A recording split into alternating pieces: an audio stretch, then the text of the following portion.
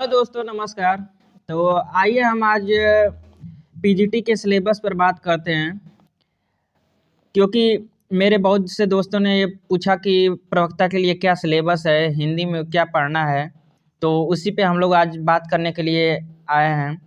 तो उत्तर प्रदेश माध्यमिक शिक्षा सेवा चयन बोर्ड, फिलहाल इस बोर्ड का नाम नया बोर्ड होने वाला है। नया बोर्ड के नाम से इसको जाना जाएगा और इसके सिलेबस में कुछ परिवर्तन भी होने वाला है। फिलहाल जो हमारे पास सिलेबस मौजूद है उसी के आधार पर तैयारी करते हैं, बाकी आगे देखा जाएगा जब सिलेबस चेंज होगा। तो सिलेबस चेंज होकर के उसमें जीएस के कुछ 25 या 30 क्वेश्चन अलग से जोड़े जाएंगे, तो उस पर बाद में बात होगी।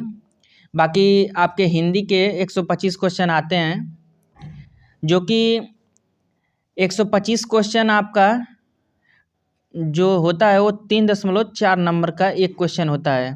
इस तरह से 425 नंबर का आपका पेपर होता है और 50 नंबर का इंटरव्यू होता है, और बचता जो 25 नंबर है वो वेटेज के रूप में दिया जाता है, जिसमें कि यदि आप बीएड किए हैं तो आपको 5 नंबर दे दिया जाएगा। उसके बाद यदि आप एमएड किए हैं तो आपको 10 नंबर दे दिया जाएगा। उसके बाद यदि आप मान लीजिए कि पीएचडी किए हैं तो उसमें भी 10 नंबर दे दिया जाता है। तो इस तरह से वेटेज के रूप में 25 नंबर दिया जाता है। और बाकी पीजीटी का जो हिंदी से पेपर देते हैं लोग, उनके लिए क्राइटेरिया ये होती है कि यदि आप यूपी के हैं तो सिर्फ उस संबंधित विषय में आप एमए हों और आपके पास ग्रेजुएशन में 2 साल संस्कृत हो, तब आप इस प्रवक्ता का पेपर दे सकते हैं। तो आइए हम आगे पीजीटी हिंदी के सिलेबस के बारे में देख लेते हैं, जिसके लिए हम लोग यहाँ पे आए हैं। तो 1 मिनट रुकिए, हिंदी का हम सिलेबस देखते हैं। इंग्लिश, हिंदी। तो ये रहा आपके हिंदी का सिलेबस, जिसमें आपको क्या क्या पढ़ना है उसके बारे में हम लोग देख लेते हैं। तो हिंदी में आपको सबसे पहले हिंदी साहित्य का इतिहास, जिसमें आपके आदिकालीन साहित्य की प्रमुख प्रवृत्तियाँ, भक्ति काल, संत काव्य, सूफी काव्य, राम भक्ति काव्य, कृष्ण भक्ति काव्य, रीति काव्य धारा, रीतिबद्ध, रीति सिद्ध, रीति मुक्त, भारतेंदु युग, द्विवेदी युग, छायावाद, प्रगतिवाद और नई कविता। ये आपके हिंदी साहित्य के इतिहास में काव्य पोर्शन हो गया। उसके बाद हिंदी साहित्य इतिहास का गद्य पोर्शन देखते हैं, गद्य का विकास, जिसमें आपको पूरा निबंध पढ़ना है, नाटक पढ़ना है, कहानी पढ़ना है, उपन्यास पढ़ना है, आलोचना, इन सब का पूरा विकास पढ़ना है। उसके बाद हिंदी की लघु विधाओं का विकासात्मक परिचय, जिसमें जीवनी, संस्मरण, आत्मकथा, रेखा चित्र, यात्रा साहित्य, गद्य, काव्य, व्यंग, इन सब चीज़ों के बारे में आपको जानकारी लेनी है। उसके बाद हमारा आ जाता है काव्य पोर्शन। तो काव्य शास्त्र में आपको अवयव भेद, मतलब अवयव भेद पढ़ना है, रस पढ़ना है, छंद पढ़ना है, अलंकार पढ़ना है, काव्य गुण, काव्य दोष, शब्द शक्तियाँ, ये काव्य शास्त्र में आपको पढ़ना है।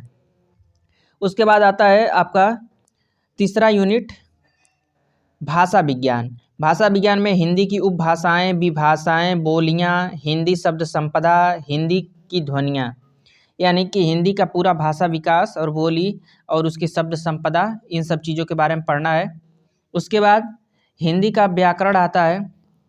तो व्याकरण में आपको हिंदी की वर्तनी, संधि, समास, लिंग, वचन, कारक, विराम चिन्हों का प्रयोग, पर्यायवाची, विलोम, वाक्यांश के लिए एक शब्द, वाक्य शुद्धि, मुहावरा, लोकोक्ति, ये सब चीज़ें आपको हिंदी व्याकरण में पढ़ना है।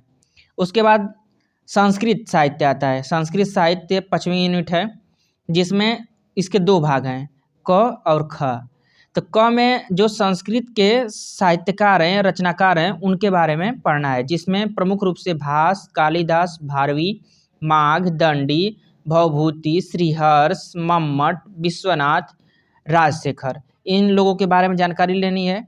उसके बाद संस्कृत का व्याकरण पढ़ना है। वो तो हिंदी का व्याकरण था, ये जो व्याकरण था ऊपर वो हिंदी का व्याकरण था। अब आपको संस्कृत का व्याकरण पढ़ना है। तो संस्कृत में संधि, स्वर संधि, व्यंजन संधि, विसर्ग, समास, विभक्ति, उपसर्ग, प्रत्यय, शब्द रूप, धातु रूप, काल अनुवाद, ये सब चीज़ों से क्वेश्चन बनते हैं।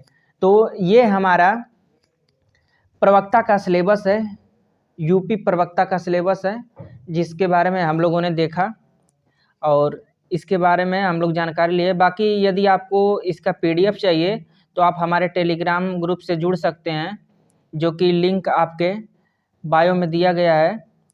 तो आप लोग वहाँ से जुड़ करके ये पीडीएफ ले सकते हैं। ठीक है दोस्तों, धन्यवाद।